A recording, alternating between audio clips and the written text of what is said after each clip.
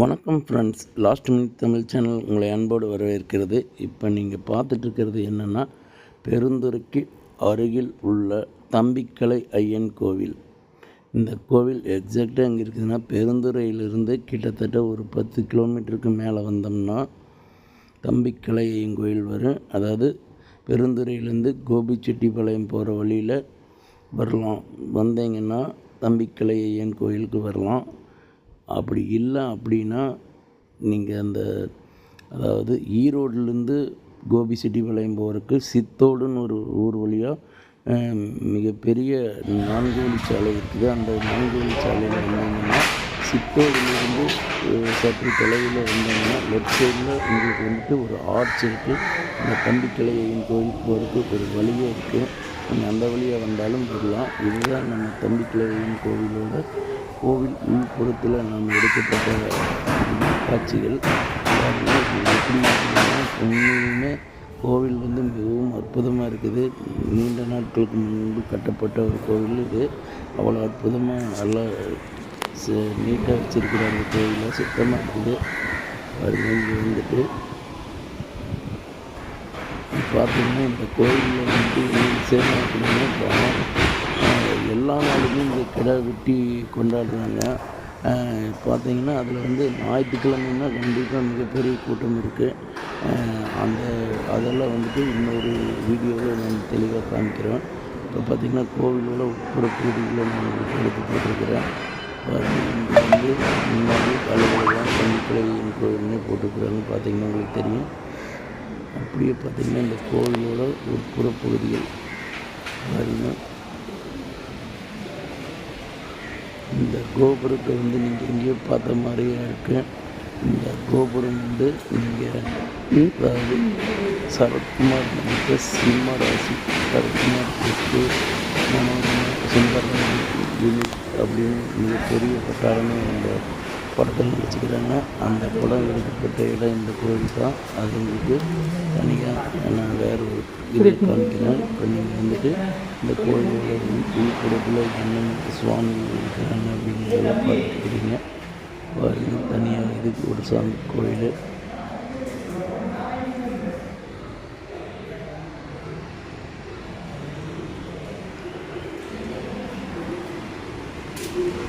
இங்கே இன்னொரு சிறப்பு இருக்குது. அதாவது இந்த கோயிலில் எந்த ஒரு பக்தருமே ஏதாவது வேண்டுதல் பண்ணியிருந்தாங்கன்னா அந்த வேண்டுதல் நிறைவேறிச்சுன்னா அதுக்கப்புறம் பார்த்திங்கன்னா அவங்க இங்கே அந்த பொம்மை சிலையை செஞ்சு கொண்டு வைப்பாங்க. அது பார்த்திங்கன்னா இன்னும் கொஞ்சம் தூரத்தில் போனதுக்கப்புறம் எங்களுக்கு நல்லாவே தெரியும்.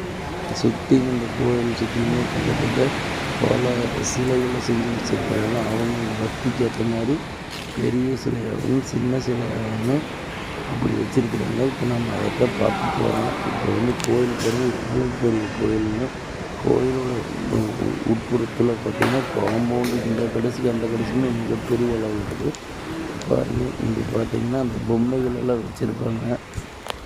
பார்த்தீங்களா தெரியும். இந்த மாதிரி பொம்மைகள் எல்லாம் அவங்கவுங்க ஒரு வேண்டுதல் வேண்டியிருந்தாங்கன்னா அந்த வேண்டுதல் நிறைவேறினதுக்கப்புறம் பார்த்தீங்கன்னா இந்த மாதிரி பொம்மைகள் செஞ்சு வைக்கிறது வழக்கம். இந்த அளவுக்கு மட்டும் இல்லை, இன்னும் பின்னாடி சைடு இன்னும் நிறையா இருக்குது. நீங்கள் பார்த்தீங்கன்னா தெரியும். நீங்கள் அந்த பின்னாடி சைட்லேயும் வச்சுருக்கிறது பார்த்தா எவ்வளோ பேர் வேண்டியது நிறைவேறிக்குது அப்படிங்கிறது உங்களுக்கு தெரியும். அதுலேயே உங்களுக்கு தெரியும் இந்த சாமி எந்த அளவு சக்தி வாய்ந்த சாமிங்க. ஏன்னா அவ்வளோ பொம்மைகள் வச்சுருக்கிறாங்க. நீங்கள் பார்த்தீங்கன்னாலும் உங்களுக்கு தெரியும். இப்போ பாருங்கள், நம்ம அடுத்தது இன்னொரு கோயிலுக்கு போகலாம்.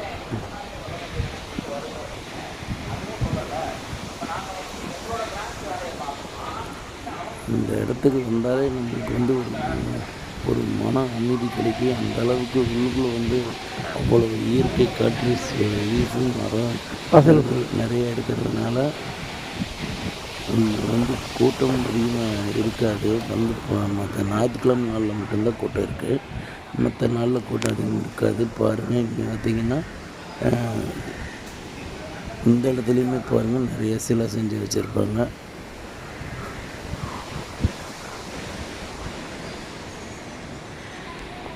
இது ஒரு ஈஸ்வரன் கோயில், ராமேஸ்வரர் கோயில்னு போட்டுருக்குறாங்க. இங்கேயுமே பூரா சரி அந்த பொம்மை சிலைகள் செஞ்சு வச்சுக்கிறத பாருங்கள்.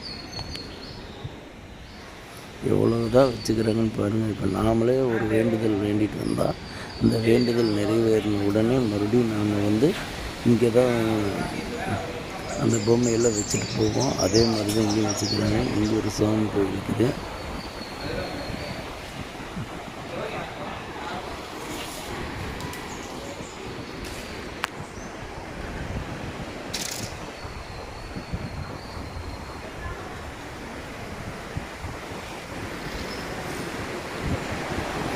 கோயிலெல்லாம் நிறைய கும்பிடுவோம். இங்கே சாமி கோயில் இருக்குது.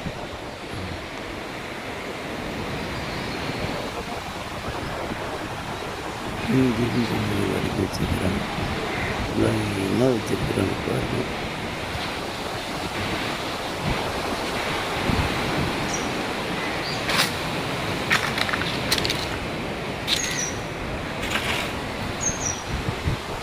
நம்ம தம்பிக்காயோட கோவிலோட உட்புற பகுதி நீங்கள் பார்த்துட்டு இருக்கிறது. சுற்றுப்புறத்தில் உள்ள அதாவது உள்புற காம்பவுண்ட் சுற்றுவார் நம்ம போய் எடுத்துருக்குறோம். இதுக்கு அடுத்தது பார்த்தீங்கன்னா நம்ம கோயிலுக்குள்ளே போவோம். ஆனால் கோயிலுக்குள்ளே போகணுன்னா எடுக்கக்கூடாதுன்றாங்க. அதாவது கருவறையை தான் எடுக்கக்கூடாதுன்னு சொல்லிட்டாங்க. முடிஞ்ச வரைக்கும் நம்ம கோயிலோட உட்புறத்தில் நம்ம எடுத்து போட்டுருக்குறோம். இங்கே வரையும் அருமையாக இருக்குது. ஒரு கோயில் சாமி ஒரு பெருமாள் வர மாதிரி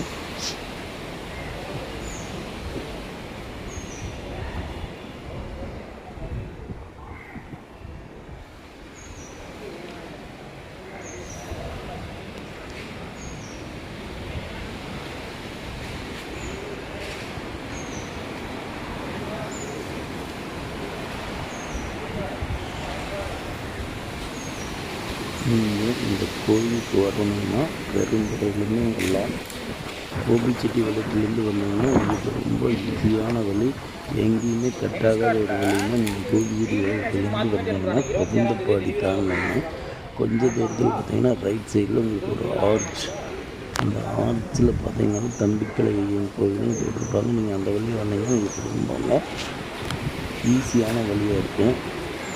பெருந்துறையிலேருந்து வந்தீங்கன்னாலும் வரலாம். பெருந்துறையிலேருந்து வந்தால் அது கோபிச்செட்டிப்பாளையம் போகிற வழியில் அந்த ரோட்டில் மறுபடியும் ரைட்டில் கட் பண்ண வேண்டியதாக இருக்கும்.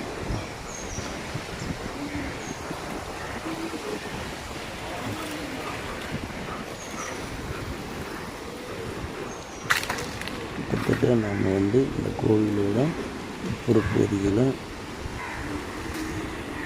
இங்கே காமிச்சிட்டேன்னு நினைக்கிறேன். ஏன்னா இன்னைக்கு கோயிலுக்குள்ளே போக போகிறோம். இன்னும் கொஞ்சம் தூரம் தான் இருக்கு.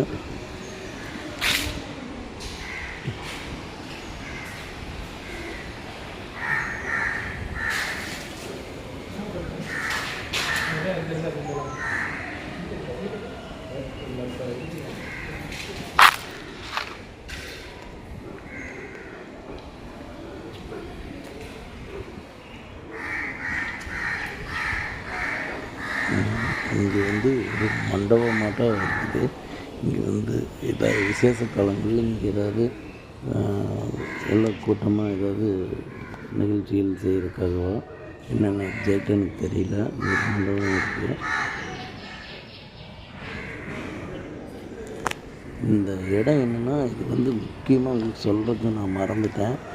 ராகு கேதுக்கு மிகவும் முக்கிய ஒரு ஸ்தலமாக இந்த இடம் இருக்குது. வாசல்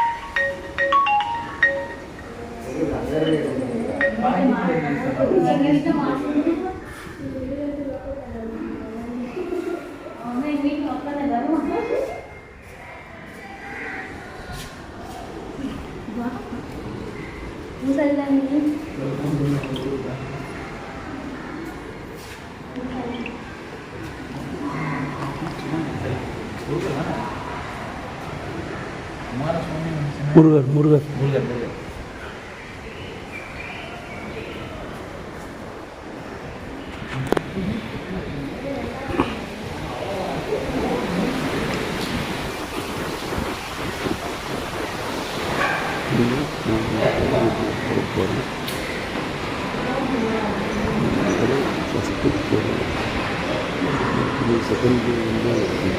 செகண்ட்